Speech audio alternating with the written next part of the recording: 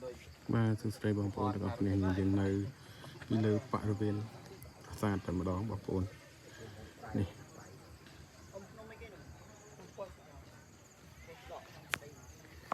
យើងងាកទៅនោះឃើញភូមិបុរាណនេះភូមិបុរាណមួយ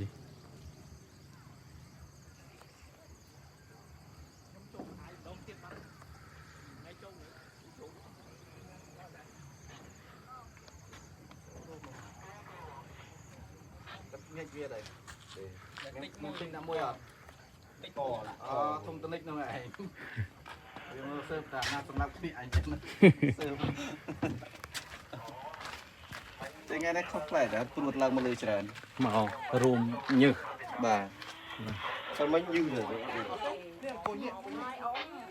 តែយើងនិយាយថាពួកកាត់ទស្សនាដែរណាចឹងយើងមូជុំឆ្លាញ់ពីពីដល